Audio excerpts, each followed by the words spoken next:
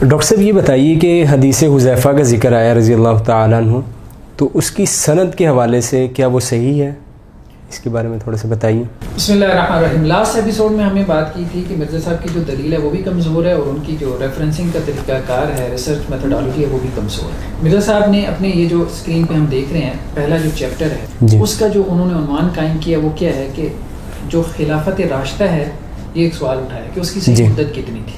ٹھیک ہے، خلافت راشدہ کی صحیح مدت کتنی تھی اور خلافت راشدہ کے اہل لوگ کون تھے. ٹھیک ہے، اس کو انہوں نے پہلے چیپٹر میں بیان کیا. اس میں وہ دو حدیثیں لے کے آئے. ٹھیک ہے، ایک حدیث حذیفہ، ٹھیک ہے، جس سے انہوں نے یہ ثابت کرنا چاہا ہے کہ خلافت کے بعد ملوکیت ہوگی. ٹھیک ہے، اللہ کے رسول نے کہا حدیث حذیفہ میں 5 ادوار کا ذکر ہے. ٹھیک ہے، اس کے بعد دوسری حدیث سفینہ جس میں یہ ہے کہ خلافت جو ہے وہ 30 سال تک رہے گی، اس کے بعد ملوکیت آ جائے گی.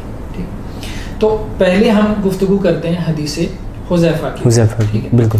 تو حدیث حذیفہ جو ہے یہ دیکھیں، یہ مسند طیالسی ہے. ٹھیک ہے، مسند طیالسی میں ابو داؤد، یہ طیالسی والے ہیں، یہ بیان کرتے ہیں کہ ہم سے بیان کیا داؤد الواسطی نے. ٹھیک ہے، ٹھیک ہے، اور یہ ان کو سکہ کہہ رہے ہیں. ٹھیک ہے، یہ ان کو سکہ کہہ رہے ہیں. ٹھیک ہے، لیکن یہ چونکہ ائمہ جرح و تعدیل میں سے نہیں ہے، مسند طیالسی والے جو مصنف ہیں یہ ائمہ جرح و تعدیل میں سے نہیں ہے، اس لیے ان کا کسی کو سکہ کہنا اس کا مطلب اتنا اعتبار نہیں کیا جاتا. ٹھیک ہے، لیکن بہرحال یہ جو راوی ہے نا داؤد الواسطی، اس کو آپ ذہن میں رکھ لیں. ٹھیک ہے، یہ اس کا مرکزی راوی ہے. اس حدیث کی جتنی سندیں آپ لے لیں حدیث حذیفہ کی، ان کا مرکزی راوی کا مطلب یہ ہے کہ ہر سند میں یہ راوی آتا ہے، باقی چاہے بھلے چینج ہو جائے. ٹھیک ہے، تو یہ سینٹرل جو ہے وہ اس کا داؤد الواسطی. اب حدیث حذیفہ کیا ہے کہ اللہ کے رسول نے کہا کہ تم میں سے نبوت جب تک اللہ تعالیٰ چاہے گا نبوت کا زمانہ قائم رہے گا، پھر جب تک اللہ تعالیٰ چاہے گا خلافت علی منہاج نبوہ، پھر جو ہے وہ جب اللہ تعالیٰ چاہے گا تو پھر اس کے بعد کیا ہو جائے گا ملکن عاصر، کاٹ کھانے والی ملوکیت آ جائے گی. تیسرا دور ہو گیا، پھر ٹھیک ہے جبریہ، ٹھیک ہے، ظلم و ستم والی ملوکیت آ جائے گی. پھر اس کے بعد ایک مرتبہ پھر 5واں دور آئے گا خلافت علی منہاج نبوہ کا. 5 ادوار ہیں، نبوت کا دور، خلافت راشدہ، بالکل، کاٹ کھانے والی ملوکیت، جبری ملوکیت، اور پھر 5ویں نمبر پہ خلافت علی منہاج نبوہ. ہم نے مرکزی راوی کو دیکھنا ہے. ٹھیک ہے، سب سے پہلے مرکزی راوی جو ہے داؤد بن ابراہیم تھا. جی، یہ ہم نے الجرح و تعدیل کھولی ابن ابی حاتم الرازی کی. ٹھیک ہے، ابن ابی حاتم الرازی جو ہے وہ بڑے ائمہ میں سے. ٹھیک ہے، یہ اس کا بطاقہ ہے، کارڈ ہے اس کتاب کا. جی، یہ کیا کہتے ہیں جی داؤد بن ابراہیم، یہ کون ہے؟ قاضی قزوین، قزوین کا قاضی ہے، شہر کا نام ہے نا، علاقے کا نام. یہ کس سے روایت کر رہا ہے؟ شعبہ سے. ٹھیک ہے، یہ اہم چیز ذہن میں رکھنی ہے. کس داؤد بن ابراہیم پہ یہ حکم لگا رہے ہیں؟ داؤد بن ابراہیم بہت سارے ہیں، 5 ہیں، آگے چل کے بات آئے گی. ٹھیک ہے، اس لیے تھوڑا معاملہ بہت سارے لوگوں پر غلط ملت ہو گیا. ٹھیک ہے، کون سے داؤد بن ابراہیم ڈیفرینشیٹ کیسے کر رہے ہیں؟ جو شعبہ سے روایت کر رہے ہیں اور قاضی قزوین ہے. ٹھیک ہے، وہ کیا ہے؟ وہ متروک الحدیث ہے اور کان یکذب، جھوٹ، بالکل. ٹھیک ہے، یعنی اس کی روایت قابل قبول نہیں ہوگی. یہ انہوں نے اپنا واقعہ بھی پھر آگے بیان کیا، وہ لوگ یہاں پہ پڑھ سکتے ہیں. ٹھیک ہے، یہ اپنے ماموں کے ساتھ اس کے پاس گیا اور اس نے جھوٹی حدیث بیان کی، تو انہوں نے اس سے پھر کہا کہ میں نے حدیث نہیں لینی. ٹھیک ہے، یہ ابن ابی حاتم ابو حاتم رازی نے جو ہے وہ اپنا خود کا جو ہے وہ واقعہ بیان کیا. اب آپ دیکھیں خطیب بغدادی نے کہا کہ داؤد بن ابراہیم 5 ہے. پہلا کون سا ہے؟ داؤد بن ابراہیم سنانی، طاؤس سے روایت کر رہا ہے، یہ وہ والا نہیں ہے نا؟ جی، یہ وہ شعبہ والا تھا. ٹھیک ہے، دوسرا کون ہو گیا؟ داؤد بن ابراہیم باہلی، کس سے روایت کر رہا ہے؟ محمد بن عیسیٰ سے، یہ بھی وہ نہیں ہے. جی، بالکل. تیسرا کون ہے؟ داؤد بن ابراہیم الواسطی، یہ کس سے روایت کر رہا ہے؟ شعبہ سے. انہوں نے کیا نام لیا تھا؟ داؤد بن ابراہیم، انہوں نے واسطی نہیں کہا تھا اس کو. جی، انہوں نے کیا کہا تھا؟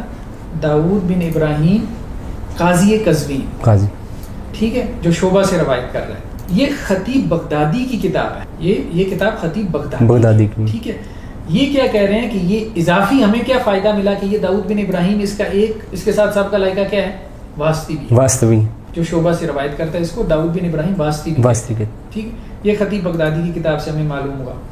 پھر یہ ایک کتاب ہے، یہ خاص طور پہ کتاب ہے امام رافی کی، جو قزوین کی ہی رہنے والے ہیں، اسی شہر کے رہنے والے ہیں، اور انہوں نے اسی شہر کی تاریخ لکھی ہے، التدوین فی اخبار قزوین، اسی شہر کی تاریخ لکھی ہے جس کے وہ رہنے والے ہیں. تو سب سے زیادہ اتھینٹک معلومات ان کے پاس ہوں گی نا قاضی قزوین کے بارے. تو یہ کیا کہہ رہے ہیں؟ داؤد بن ابراہیم العقیلی الواسطی، قاضی قزوین. جی، ٹھیک ہے، یہ وہی ہے نا؟ بالکل. قاضی قزوین بھی ہے، ساتھ میں واسطی بھی ہے، ساتھ میں ایک اور کیا بتا دیا؟ معقول اقیلی بھی ہے جی. ایک اور بھی ہمیں پتہ چل گیا اس کے بارے میں. ٹھیک جی. اب آپ آئیں اس کے بارے میں یہ تاریخ دمشق میں یہ کیا کہتے ہیں ابن عساکر کہ داؤد بن ابراہیم الاقیلی قاضی قزوین یہ کس سے روایت کر رہا ہے؟ خالد بن عبداللہ سے بھی روایت کر رہا ہے جی. وہاں سے شعبہ سے. ٹھیک ہے یہاں پہ کیا ہے؟ خالد بن عبداللہ سے. یہ میزان الاعتدال کھولیں تو داؤد بن ابراہیم اقیلی جو خالد بن عبداللہ سے روایت کرتا ہے اس کو ازدی کیا کہتے ہیں؟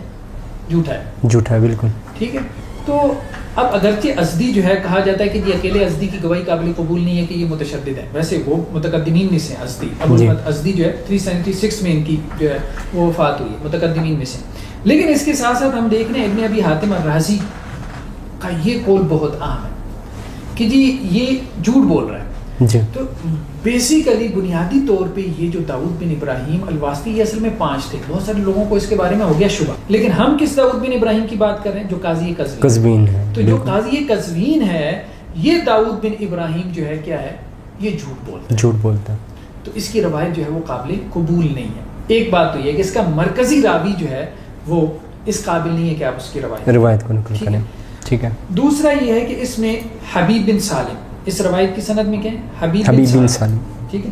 یہ آپ دیکھیں نا یہ مسند طیالسی کی داؤد واسطی کس سے آگے بیان کر رہے ہیں؟ حبیب بن سالم. حبیب بن سالم پہ جو ہے وہ امام بخاری نے جرح کی ہے، فیہ نظر. ٹھیک ہے. حبیب بن سالم فیہ نظر، اور امام بخاری جس کے بارے میں یہ کہہ دیں نا فیہ نظر تو یہ بہت بڑی جرح ہے. ٹھیک ہے. یہ حبیب بن سالم کے بارے میں امام بخاری نے کہا فیہ نظر وہو جرح شدید، امام بخاری کے نزدیک یہ بہت شدید جرح شمار ہوتی ہے. تو بہرحال امام بخاری کی اس بات کو اگر آپ نہ بھی لیں ٹھیک ہے، بعض ائمہ نے جو ہے وہ اس روایت کو کیا کہا ہے؟ صحیح کہا ہے یا حسن کہا ہے. ٹھیک ہے جی. لیکن وہ اس وجہ سے کہ ان کو شبہ ہو گیا داؤد بن ابراہیم الواسطی کے بارے میں کہ انہوں نے اس کو ثقہ راوی شمار کر لیا جی. ٹھیک ہے. حالانکہ یہ وہی راوی تھا جو داؤد بن ابراہیم الاقیلی تھا، یہ وہی راوی تھا جو داؤد بن ابراہیم قاضی قزوین تھا، یہ وہی راوی تھا جس کے بارے میں ابن ابی حاتم رازی نے خود ملاقات اس سے کی ہے اور اس کا جھوٹ پکڑا ہے اپنی ملاقات میں، اور پھر یہ کہا ہے کہ یہ جھوٹ بولتا تھا. ٹھیک ہے. اچھا ڈاکٹر صاحب یہ بتائیے کہ جیسے کہ آپ نے اس کی سند کے اعتبار سے بہت ساری چیزیں ہمارے ناظرین کو بتائی ہیں، تو کیا اس کا جو متن ہے اس کے اندر بھی کوئی اشکال موجود ہیں، اس کے اندر بھی کوئی اعتراضات موجود ہیں؟